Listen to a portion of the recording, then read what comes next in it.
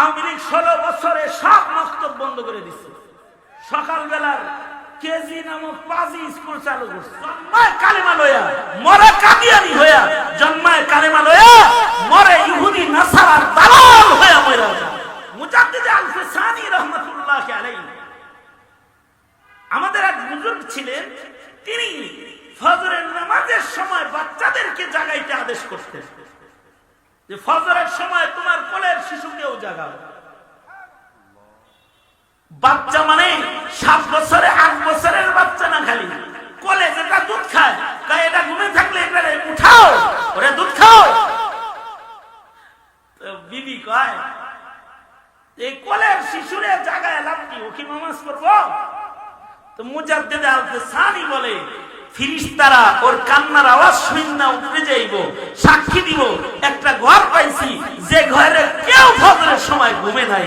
আল্লাহু আকবার কাবীরা, ওই ঘরটা যেন আমার ঘর হয়, যে আমার ঘরে কোনো দুধের শিশুও ঘুমন্ত নেই ফজরের উপর। তারবিয়াতুল আওলাদ, আগের যুগের মুসলমানরা নিজের সন্তানকে এভাবে তরবিয়াত দিত। এ কারণে নাস্তিক ছিল না, মুরতাদ ছিল না, বেঈমান ছিল না, কম।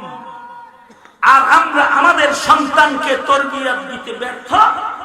জন্মায় কালেমা লয়া মরে কাদিয়ানি হইয়া, জন্মায় কালেমা লয়া মরে ইহুদি নাসারার দালাল হইয়া মরে যায়, কারণ আমরা তরবিয়াতে ব্যর্থ।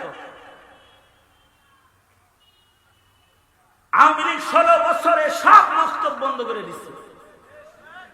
সকালবেলার কেজি নামক পাজি স্কুল চালু করছে, আর মসজিদের মক্তব গুলোতে তালা ঝুলাই দিচ্ছে।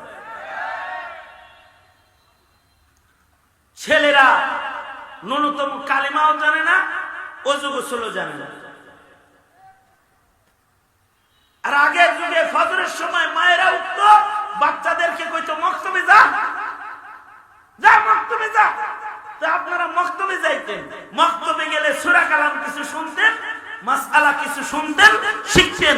ওইটাই বুড়া বয়সে কামে লাগতেছে আপনার।